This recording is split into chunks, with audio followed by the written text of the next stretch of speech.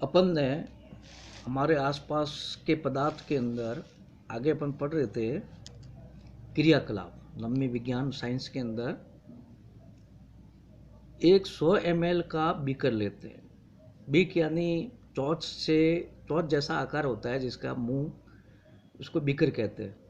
एक 100 ml का beaker लेते हैं। इस बीकर को पानी से आधा भर देते हैं और जल के स्तर पर निशान लगा देते हैं। यानी कहने का मतलब ये है कि 50 ml अपन पानी भर देते हैं उसमें और वहाँ पर निशान लगा देते हैं।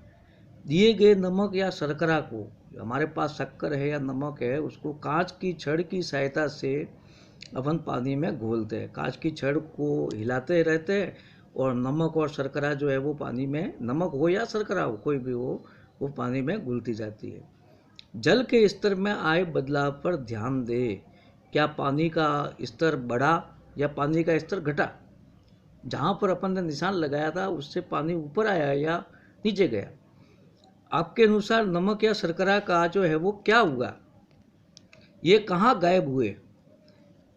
अपन देखेंगे वो दोनों, नमक ये हो या शर्करा हो, शक्कर हो, वो पानी में घुल जाती है और अपने को दिखती नहीं है। क्या जल के स्तर में कोई बदलाव आया? क्या जल का स्तर जहाँ तक अपन ने निशान लगाया था उससे ऊपर बढ़ा या कम हुआ? इन प्रश्नों के उत्तर पाने के लिए हमें इस विचार को स्वीकारना होगा कि सभी पदार्थ कणों से बने होते हैं। अगर अपन को इस का उत्तर प्राप्त करना है तो अपन को ये मानना पड़ेगा कि जितने भी पदार्थ है वो कणों से बने हैं। यानी अपन कह सकते हैं कि लकड़ी की तरह सतत नहीं होते, जैसे रेत की तरह, वो जैसे रेत कणों से बनी होती है छोटे छोटे, ऐसे सभी पदार्थ कणों से बने हैं। उपरोक्त क्रियाकलाप में चम्मच में रखी हुई नमक या शर्करा पूरे पानी में घुल गई। यानी जितना पानी लिया था उसमें शक्कर हो या नमक हो, वो पूरे पानी में घुल गया, जैसा कि चित्र में 1 में दर्शाया गया है। अब अपन आगे देखते हैं।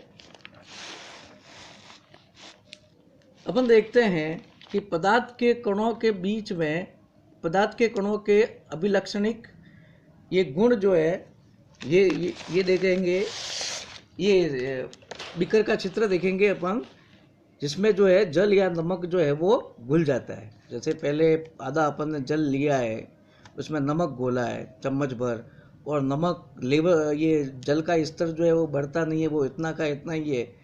तो पदार्थ के कण कितने छोटे होते हैं? अब आगे का जो क्रियाकलाप है वो पदार्थ के कण कितने छोटे हैं।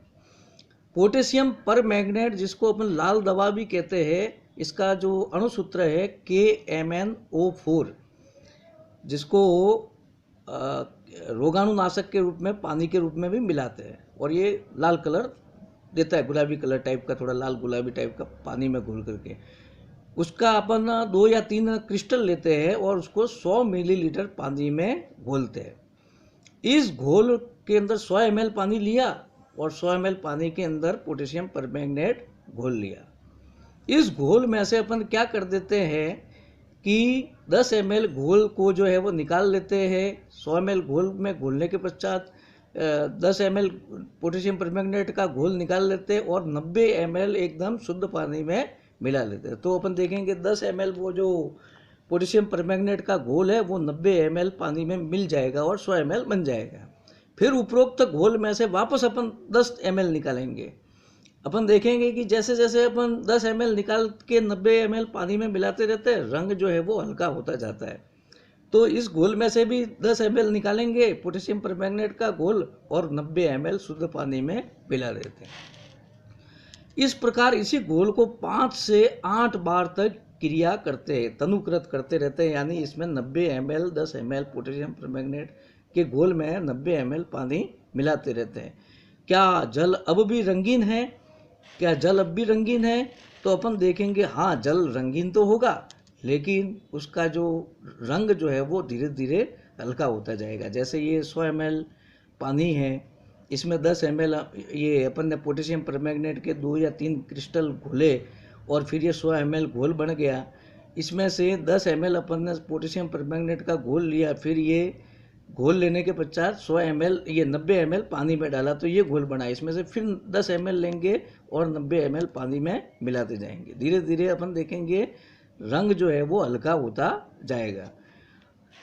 अनुमान लगाइए कि पदार्थ के कण कितने छोटे होते हैं। पोटेशियम परमैंगनेट के जो क्रिस्टल है वो कण से बने हुए होते हैं, छोटे छोटे कणों से। प्रत्येक बार जब अपन उसमें पानी मिलाते जाते हैं तो घोल का जो रंग है वो हल्का होता जाता है, यानी कम गहरा होता जाता है। फिर भी पानी अपने को रंगीन नजर आता है, लेकिन पानी अपने को दिखता है, रंग उसका दिखता है।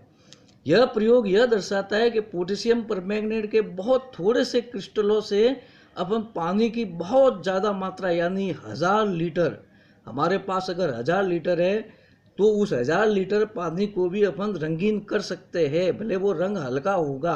पोटेशियम परमैंगनेट के बहुत 2 या 3 या क्रिस्टल से कर सकते हैं। इससे हम ये निष्कर्ष निकालते हैं कि पोटेशियम परमैंगनेट के केवल एक क्रिस्टल में कई सूक्ष्म कण होते हैं। पोटेशियम परमैंगनेट का एक जो कण होगा वो कई छोटे छोटे कणों से मिलकर के बना है। जैसे जैसे अपन उसमें 90 ml पानी में मिलाते जाते हैं वो कण और छोटे छोटे टुकड़ों में और छोटे छोटे कणों में विभाजित होता जाता है। फिर उसमें से भी अपन ने 10 ml पोटेशियम परमैंगनेट का घोल लिया, उसको वापस 90 ml पानी में मिलाया तो जो कण थे वो और छोटे छोटे कणों में विभाजित होते जाते हैं। तो ये कण जो है पोटेशियम परमैंगनेट के जो बड़े कण थे जो शुरू में अपन ने डाले वो और छोटे छोटे कणों में विभाजित होते जाते हैं। तो अपन इस आधार पर अपन कह सकते हैं, अंततः इस आधार पर अपन कह सकते हैं कि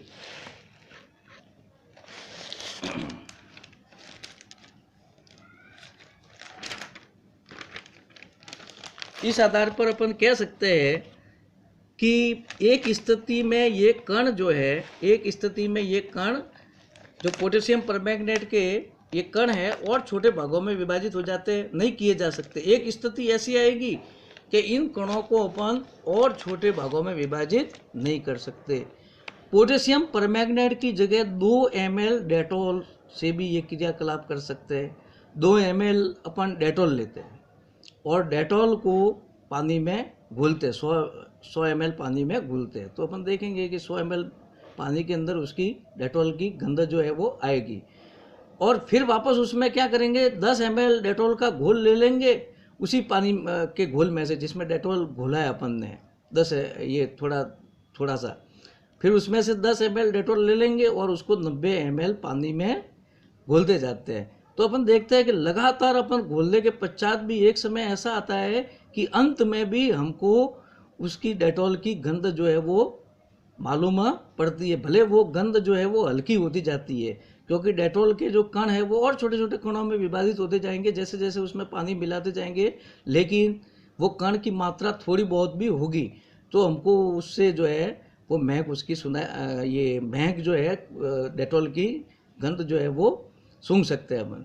पदार्थ के कण बहुत छोटे होते हैं, इतने छोटे पदार्थ के कणों को अपन विभाजित करते जाए तो बहुत छोटे होते हैं, इतने छोटे होते हैं कि हम सोच भी नहीं सकते कि पदार्थ के कण कितने छोटे होते हैं।